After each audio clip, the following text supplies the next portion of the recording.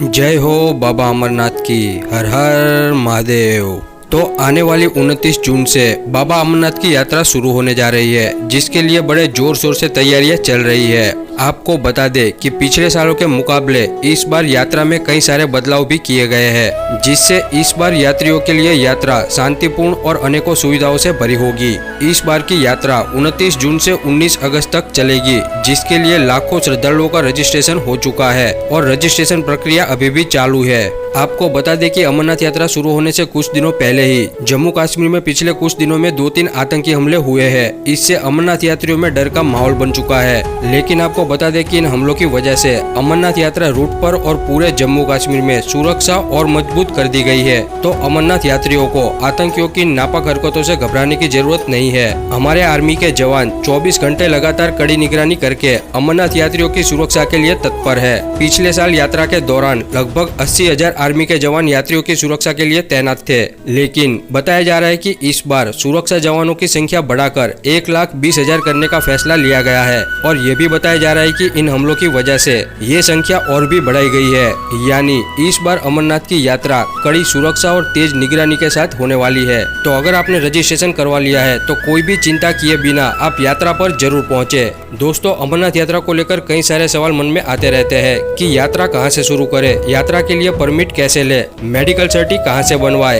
यात्रा के दौरान साथ में क्या क्या जरूरी सामान रखे, यात्रा में कितने दिन लगते हैं, यात्रा के दरमियान क्या क्या सुविधाएं मिलेगी, RFID कार्ड कहाँ पर बनता है। तो ऐसे और भी कई सारे सवालों के जवाब आज आपको इस वीडियो के माध्यम से मिल जाएंगे। और इस वीडियो को पूरा देखने के बाद शायद आपको दूसरा वीडियो देखने की जरूरत नहीं पड़ेगी, तो वीडियो को अंत तक जरूर देखें। तो अमरनाथ यात्रा के लिए सबसे पहले आपको मेडिकल सर्टिफिकेट बनवाना पड़ता है, और ये medical certificate Amarnath shrine board द्वारा जारी की गई अस्पताल की सूची में शामिल अस्पताल से ही बनवाना होगा। इसके बाद आपको यात्रा परमिट लेनी होगी, जो कि ऑनलाइन अमरनाथ श्राइन बोर्ड की वेबसाइट पर और उनकी ऐप से भी मिल जाएगी। अगर आप ऑफलाइन परमिट लेना चाहते हैं तो श्राइन बोर्ड द्वारा जारी की गई बैंकों की सूची में से किसी भी नजदीकी बैंक में जाकर आप परमिट ले सकते हैं। ऑनलाइन परमिट के लिए आप पहले से ही एक passport size photo JPG format में और 1 MB से कम साइज में स्कैन करके रखें। दूसरा आपका मेडिकल सर्टिफिकेट, वो भी 1 MB या उससे कम, लेकिन ये PDF फॉर्मेट में स्कैन करना है। और रजिस्ट्रेशन के वक्त आपका आधार कार्ड भी साथ में रखें। इसके बाद आपको रजिस्ट्रेशन फीस 150 रुपए ऑनलाइन पे करने हैं। इसके बाद आपको यात्रा परमिट मिल जाएगी।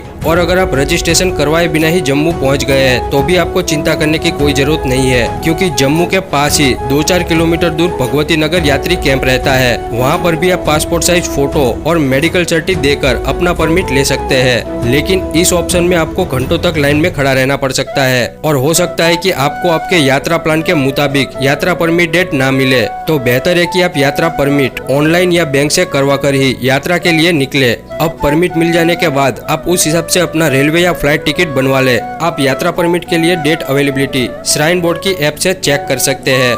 दोस्तों, अमरनाथ यात्रा शुरू करने के लिए 2 रूट है, एक है पहलगाम और दूसरा है बालताल। तो पहले हम पहलगाम की बात कर लेते हैं। तो जब आप जम्मू पहुंच जाओगे तो सबसे पहले आपको वहां से भगवती नगर अमरनाथ यात्री कैंप पर पहुंचना है। बताया जा रहा है कि जम्मू टैक्सी यूनियन ने अमरनाथ यात्रियों के लिए जम्मू से भगवती नगर तक फ्री में सेवा देने का ऐलान किया है। और अगर ये बात गलत हो तो भी जम्मू से भगवती नगर का किराया 50 रुपए के आसपास ही होता है। तो भगवती नगर पहुंचकर आप यात्री निवास में सबसे पहले अपना RFID कार्ड बनवा ले। ये RFID कार्ड आप जम्मू रेलवे स्टेशन से भी बनवा सकते हैं। इसके बाद आप भगवती नगर से ही पहलगाम के लिए अपनी यात्रा डेट के मुताबिक बस की टिकट बनवा ले। भगवती नगर यात्री निवास में आपको लगभग 50 रुपए में AC कॉमन हॉल में और 10 रुपए में नॉन AC कॉमन हॉल में रहने की व्यवस्था मिल जाएगी। वहीं पर आप नहा धोकर फ्रेश हो सकते हैं, और वहां पर लंगर की सेवा भी उपलब्ध है, जहां आपका खाना पीना फ्री में हो जाएगा। और आपकी एक नाइट भगवती नगर यात्री कैंप में ही होगी। आपको अपनी यात्रा डेट से 2 दिन पहले ही जम्मू पहुंच जाना है, क्योंकि आपकी एक नाइट भगवती नगर में और दूसरी नाइट पहलगाम में होगी। उसके बाद में ही आपको यात्रा के लिए आगे भेजा जाएगा। इसके अलावा अगर आपके पास एक दिन ज्यादा है तो आप भगवती नगर से ही कटरा में मां वैष्णो देवी के दर्शन के लिए जा सकते हैं, जो कि वहां से लगभग 60 किलोमीटर के आसपास ही पड़ता है। और मां वैष्णो देवी के दर्शन के लिए आपको सुबह जल्दी उठकर जाना होगा, क्योंकि यहाँ पर एक पूरा दिन लग जाता है। इसके अलावा आप अमरनाथ यात्रा खत्म करने के बाद जम्मू पहुंचकर भी मां वैष्णो देवी के दर्शन के लिए जा सकते हैं।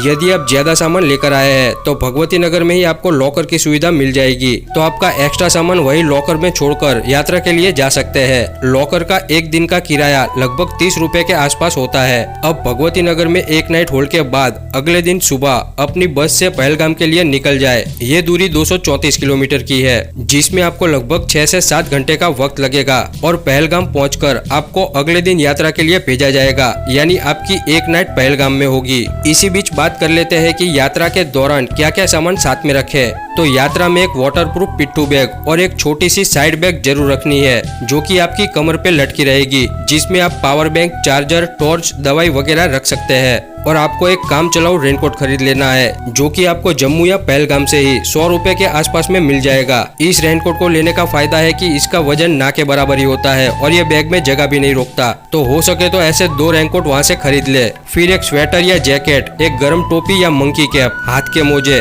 पैर के 4-5 जोड़ी मोजे, इसकी आपको बहुत ही जरूरत पड़ेगी, क्योंकि पैर के मोजे कई जगह पर गीले हो जाएंगे। साथ में ही केवल एक जोड़ी कपड़े या फिर ट्रैक पैंट और टी शर्ट रखे। इसके अलावा अगर दवाई की बात करें तो सर्दी, सिर दर्द, वॉमिटिंग और जुलाब की गोली के साथ ही बाम और ऑट्रिविन भी साथ में रखें, ताकि सर्दी जुकाम की वजह से नाक बंद हो जाए तो ऑट्रिविन और बाम बहुत ही काम आ सकते हैं। बैंडेज, लोशन या वैसेलिन और कान में डालने के लिए रुई या फिर ईयर प्लग भी साथ में ले जाए। एक torch, mobile pouch, charger, power bank, 4-5 plastic की बैग और एक पानी की बोतल भी जरूर साथ में रखें। अगर डॉक्यूमेंट्स की बात करें तो आपका ओरिजिनल मेडिकल सर्टी, आधार कार्ड, परमिट और RFID कार्ड भी आपको जरूर साथ में लेकर जाना है। अब बात करते हैं कि यात्रा के पूर्व और यात्रा के दौरान क्या क्या सावधानी बरतनी है। तो यात्रा पे जाने के 1 महीने पहले से ही आप कम से कम 2 किलोमीटर हर रोज चलने की प्रैक्टिस शुरू कर दे और घर की सीढ़ियों पर जब भी टाइम मिले तब एक बार में ही 5 से 10 बार चढ़ने उतरने की प्रैक्टिस करते रहे।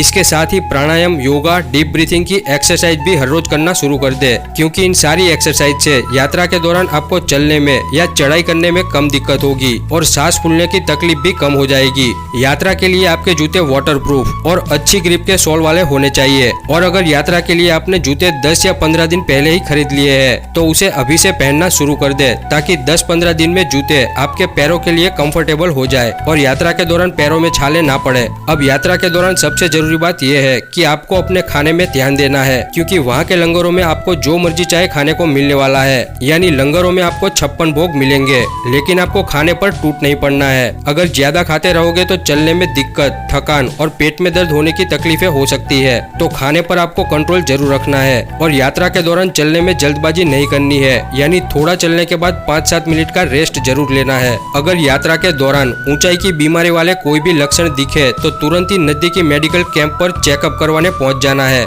यात्रा रूट पर हर 2 किलोमीटर पर एक मेडिकल कैंप आपको मिल जाएगा, क्योंकि इस यात्रा में इतनी ऊंचाई पर कान में दर्द, ऑक्सीजन की कमी की वजह से सांस लेने में दिक्कत, चलते चलते सांस फूलना, बर्फीले एरिया में हाथ पैर सुन्न हो जाना और सिर दर्द होने जैसी तकलीफें हो सकती है। तो ऐसे समय पर मेडिकल कैंप जरूर पहुंच जाए और यात्रा के दौरान मुंह में ऑरेंज की गोली जरूर रखे। पूरी यात्रा में आपको जगह जगह पर लंगर की सेवाएं मिल जाएगी, तो वहां पर पहुंचकर तुरंत ही खाना ना खाए, यानी 5-10 मिनट रेस्ट करने के बाद ही खाना खाए। यात्रा में आप जहां पर भी रात रुके वहां देर तक ना जागे और पूरा आराम करके अपनी नींद पूरी कर ले, क्योंकि देर तक जागने से आपकी नींद पूरी नहीं होगी और इसी वजह से अगले दिन जल्दी उठने में दिक्कत होगी और सिर दर्द होगा, जिससे पूरे अगले दिन आपका मूड ऑफ रहेगा। तो अपनी नींद जरूर पूरी करें। तो अब बात करते हैं कि यात्रा में कुल कितने दिन लगेंगे और यात्रा का कुल खर्च कितना होगा। तो जब आप भगवती नगर यात्री कैंप में नाइट होल्ड करते हो तो तब वहीं से आपको पहलगाम के लिए बस टिकट बुक करवा लेनी है, जिसका किराया लगभग 340 से शुरू होकर 570 रुपए तक होता है और आपकी एक नाइट भगवती नगर में ही होगी, जहां आपको लगभग AC हॉल के 50 रुपए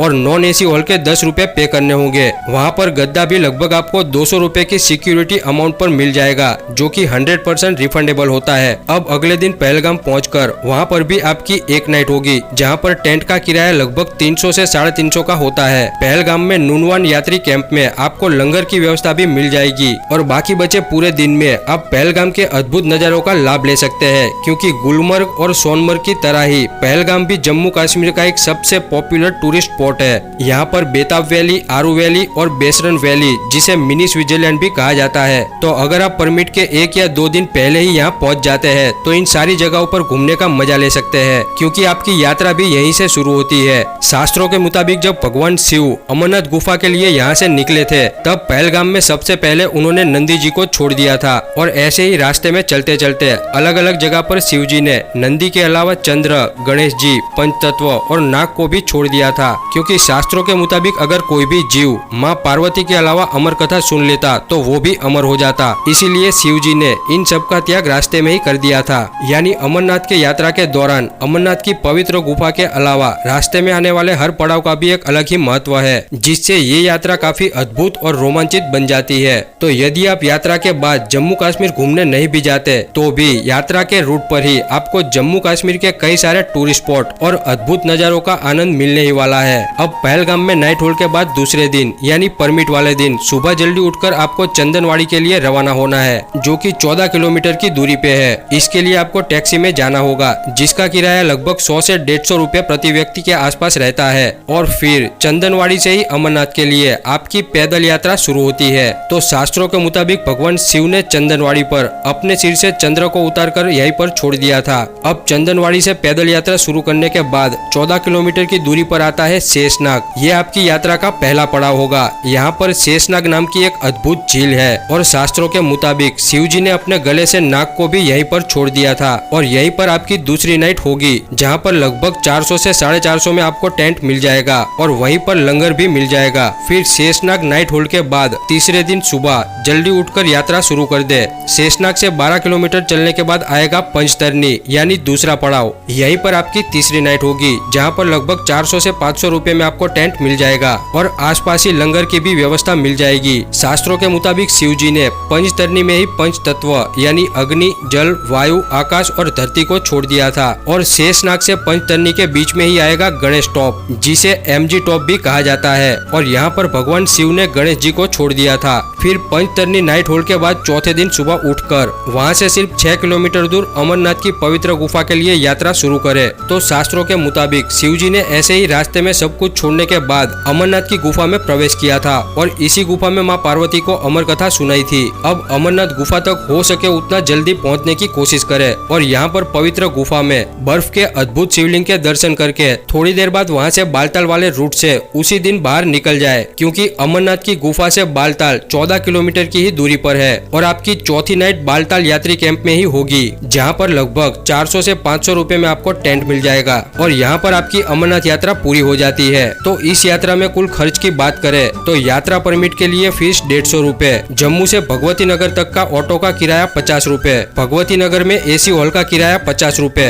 आपको बता दें कि भगवती नगर में शायद आपको सोने को नहीं मिल पाएगा, क्योंकि अगर अगले दिन की ही आपकी पहलगाम के लिए बस है तो आपको रात को 1 या 3 बजे ही बस स्टॉप पर बुला लिया जाता है और सुबह 4 या 5 बजे ही पहलगाम के लिए बस सिक्योरिटी के साथ निकल जाती है। तो भगवती नगर से पहलगाम का किराया 340 से 570 होता है। फिर पहलगाम से चंदनवाड़ी की टैक्सी का किराया 100 से 150 रुपए, पहलगाम में टेंट का किराया 300 से 350 रुपए, शेषनाग के टेंट का किराया 400 से 450 रुपए, पंचतरनी में टेंट का किराया 500 से 550 रुपए और बालताल में टेंट का किराया 400 से 500 रुपए होगा। और लास्ट में बालताल से जम्मू रिटर्न के लिए 600 से 700 रुपए बस किराया लगेगा। तो कुल मिलाकर 2900 रुपए से 3300 रुपए के आसपास खर्च होगा। लेकिन फिर भी इस खर्च के अलावा 7 से 8000 रुपए एक्स्ट्रा अपने साथ जरूर रखें, ताकि अगर कुछ हालातों की वजह से पिट्ठू या पालकी करनी पड़े तो ये पैसे काम में आ सकते हैं। और अगर यात्रा के कुल दिनों की बात करें तो इस पूरी यात्रा के लिए यानी पहलगाम में पहला दिन और पहली रात को मिलाकर कुल 4 दिन और 4 रातें लगेगी। और अगर हम चंदनवाड़ी से देखें तो 3 दिन और 3 रातें लगेगी।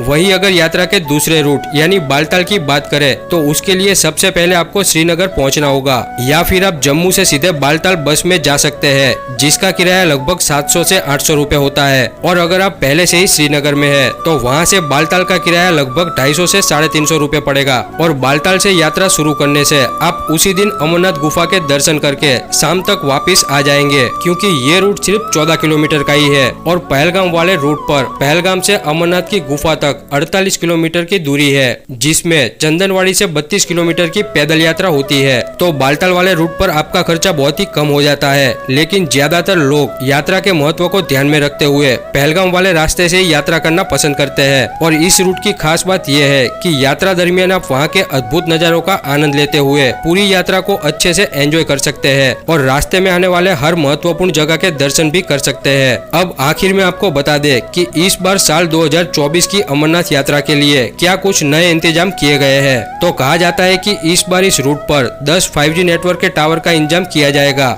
इस रूट के 3-4 फीट चौड़े रास्तों की चौड़ाई इस बार 14 फीट तक की जाने की बात बताई जा रही है। यात्रा रूट पर 24 घंटे बिजली के लिए भी खास इंतजाम किए गए हैं। पिछली बार 4.5 लाख यात्रियों को परमिट मिली थी, इस बार 6 लाख यात्रियों को परमिट दी जाने की बात बताई जा रही है। यानी पिछले साल के मुकाबले इस साल 2024 में 1.5 लाख ज्यादा यात्री दर्शन का लाभ ले पाएंगे। पिछले साल सुरक्षा कर्मी की संख्या 80,000 के आसपास की थी, जबकि इस बार संख्या बढ़ाकर 1,20,000 की गई है और आतंकी हमले की वजह से ये संख्या और भी बढ़ाई जाने का कहा जाता है। इस बार यात्रा रूट पर आरोग्य कर्मी, मेडिकल कैंप और अस्पताल भी ज्यादा रखे जाएंगे। कहा जाता है कि इस बार 1400 से 1500 स्वास्थ्य कर्मी, 316 बेड, 6 बेस अस्पताल और 55 मेडिकल स्टेशन भी बनाए जाएंगे। और यहाँ पर आर्मी बेस कैंप पर हर वक्त हेलीकॉप्टर भी तैनात रहते हैं, ताकि किसी भी आपदा के वक्त बचाव कामगिरी और किसी भी प्रकार की इमरजेंसी में आने वाली मुश्किलें कम हो जाए। तो हम इस वीडियो के माध्यम से इस पूरी यात्रा के आयोजनकर्ता श्री अमरनाथ श्राइन बोर्ड को यात्रियों की सुरक्षा के लिए अपनी जान की परवाह किए बिना 24 घंटे तत्पर रहने वाले हमारे आर्मी के जवानों को, यात्रा रूट पर यात्री की सेहत का ख्याल रखने वाले हर स्वास्थ्य कर्मी को और अन्य वो सभी लोग जो किसी न किसी प्रकार से यात्री की सुविधा के लिए सेवा देने में लगे रहते हैं, उन सभी लोगों का मैं दिल से आभार व्यक्त करता हूँ। तो दोस्तों, अगर आपको ये जानकारी अच्छी लगी हो तो वीडियो को लाइक करें, शेयर करें और चैनल को सब्सक्राइब करके बेल आइकॉन जरूर दबाएं। तो मिलते हैं अगली वीडियो में। जय हो बाबा अमरनाथ की। हर हर महादेव।